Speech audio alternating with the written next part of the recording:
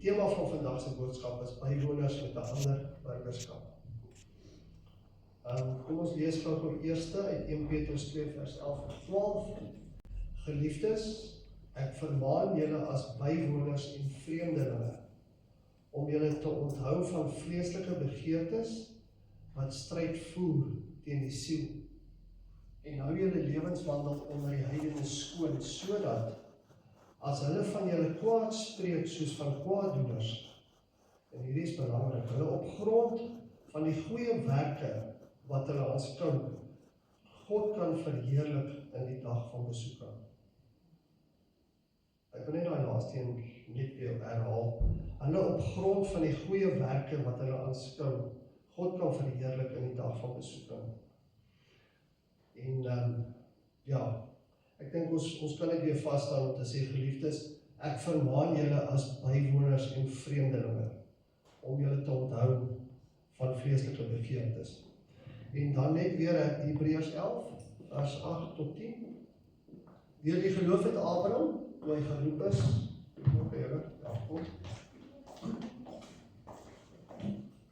deur die geloof het Abraham, toe hy geroep is, gehoorsaam weggetrek na die plek wat hy as 'n erfenis sou ontvang.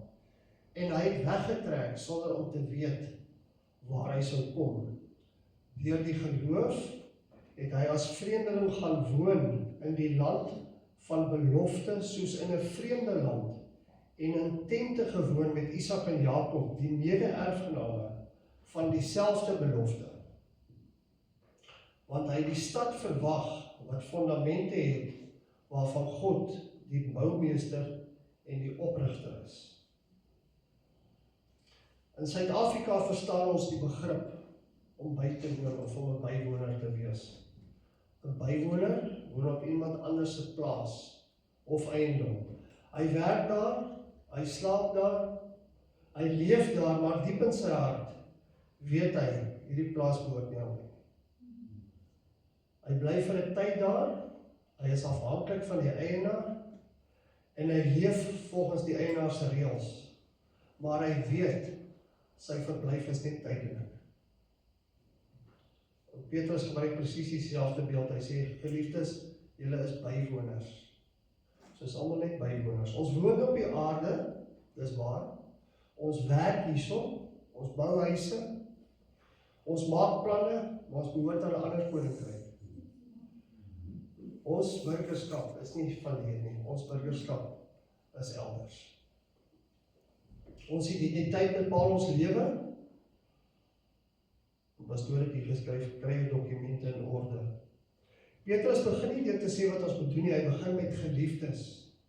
En ek dink dit is belangrik dat ons besef, dis nie 'n direkte opdrag nie, maar dis met liefde gesê, geliefdes, doen dit, geliefdes. Ons identiteit kom voor ons verantwoordelikheid, en ons identiteit is, ons is geliefdes van God, ons is kinders van God. Ons is wedergebore mense. Ons is huisgenote van God as hemelburgers. Wie jy is, bepaal hoe jy leef. Ek dink dit is belangrik. Wie jy is, bepaal hoe jy leef. Die wêreld sê, jy behoort hierso. God sê, jy behoort aan my. Die wêreld sê, ons behoort hier. God sê, ons behoort aan hom. Ons is wel bywoners op die aarde, en ons besef dat hierdie nie ons permanente woning is nie. Kom ons lees gou wat sê Hebreërs 13, vers 14, want ons het hier geen blywende stad nie, maar ons soek die toekomstige. Ons het geen blywende stad nie, ons soek die toekomstige. Abraham het ook so geleef, hy het in tente geleef. Hoekom het hy in tente geleef? Omdat hy uitgesien het, sê die woord, na die stad waarvan God die boumeester is. Alhoewel hy in tente geleef het, hy uitgesien na die stad waar God die boumeester is. Hy het ook geweet, Kanaan was nie sy eindbestemming nie. Het was wel die beloofde land, het was nie sy eindbestemming nie, die hemel was. Net soos ons ook op 'n reis, en hierdie wêreld is nie ons eindpunt nie. Ons is wel hier op 'n reis, maar hierdie is nie ons eindpunt nie.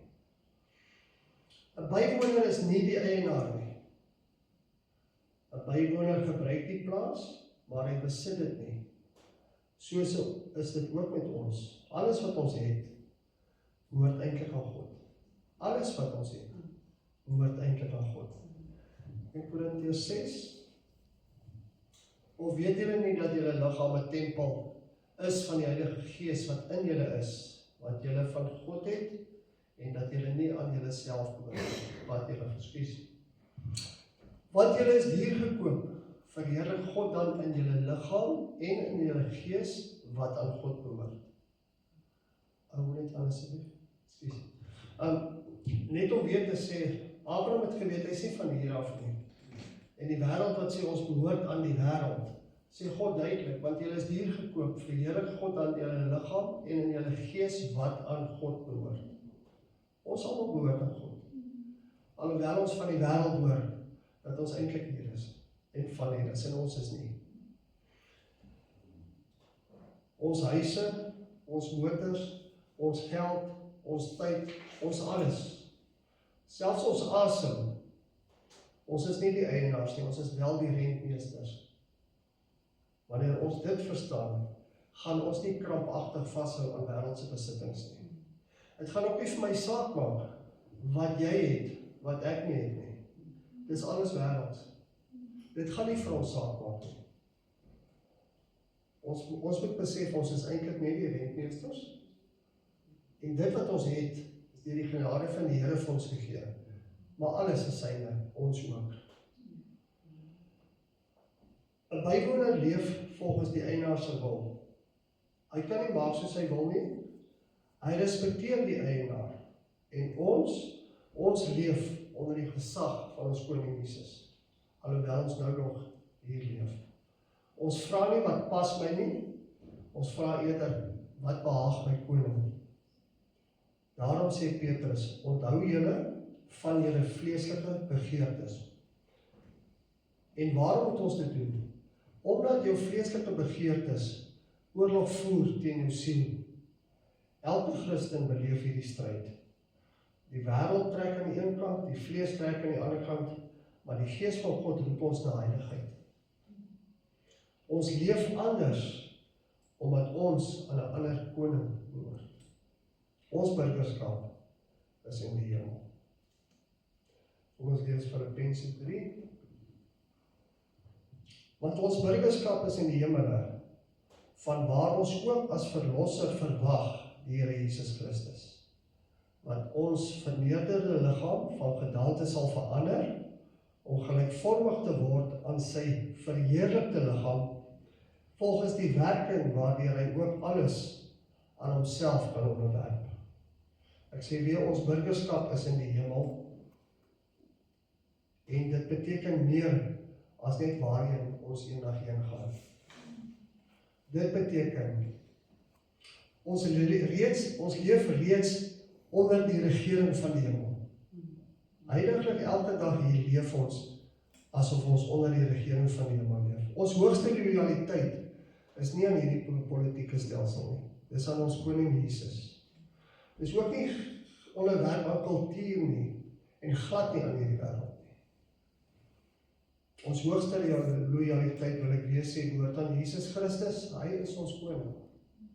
Hy is die wat saak maak. Dit gaan alles oor hom. En ons moet dit onthou dat ons sy koninkryk verteenwoordig. Hierdie stukkie het pastoor ingesit van 'n ambassade, en ek het vanmôre met hom gepraat oor die ambassade idee, en ek weet nie of ons dit al regtig so ervaar het, wat is 'n ambassade eintlik nie, dit is so amper, dis op ons.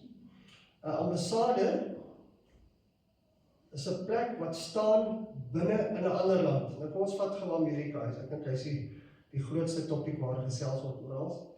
Daar's 'n ambassade in Suid-Afrika, maar daai ambassade is Amerika se ambassade. Dink nou 'n bietjie hoe's ons. Dit verteenwoordig 'n ander regering in hierdie land.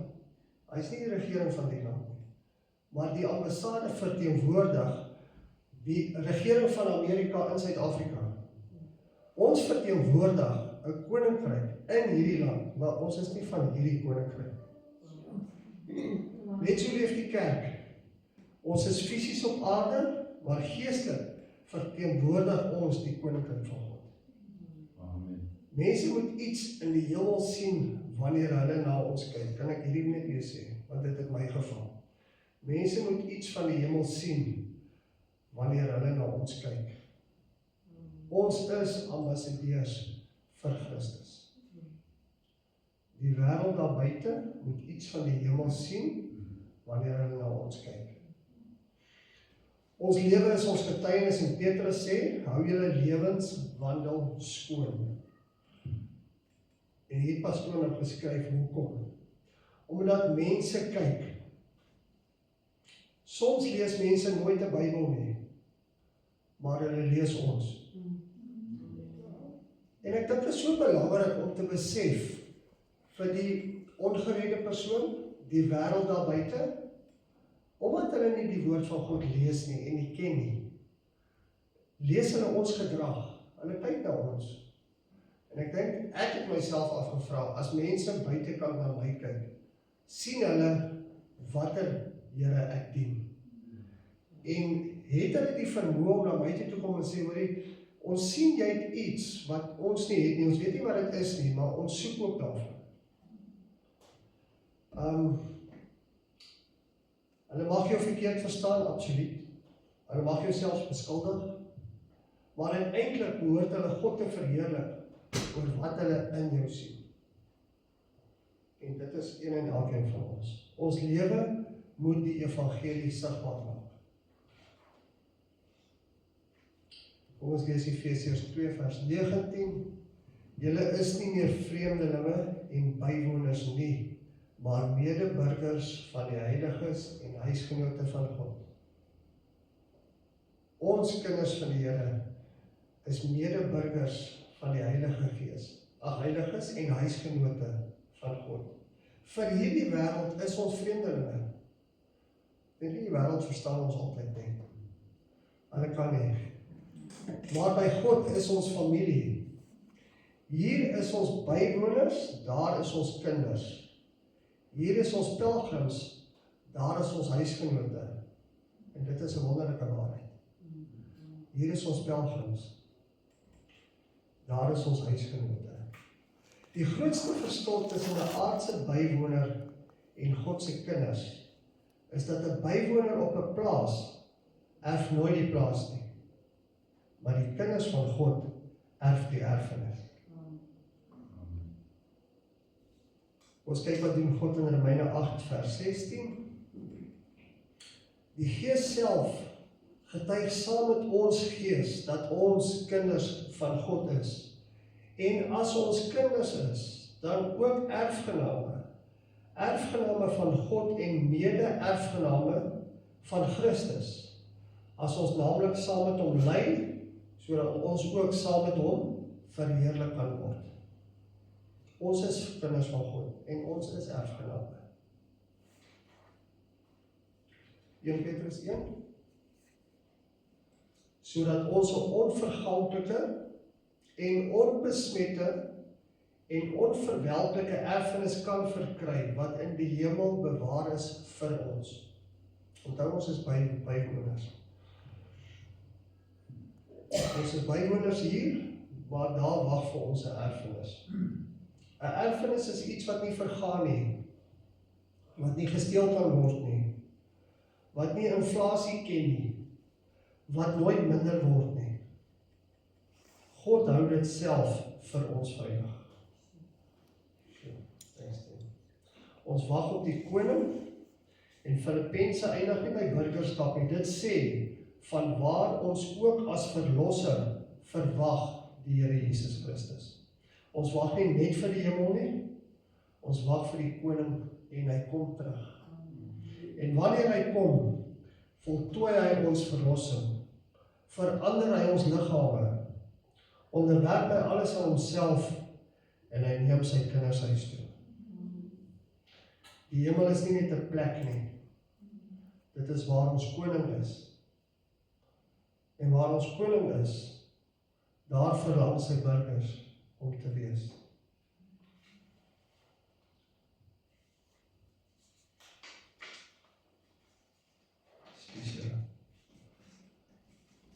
pastoor bygesit, daarom hoe leef 'n hemelburger? Hy leef heilig in 'n onheilige wêreld. Ons lewe heilig in 'n onheilige wêreld. Hy praat die waarheid waar ander lieg. Hy vergewe waar ander wraak soek. Hy dien waar ander geëerd wil word. Hy gee waar ander versamel. Hy hoop waar ander moed verloor.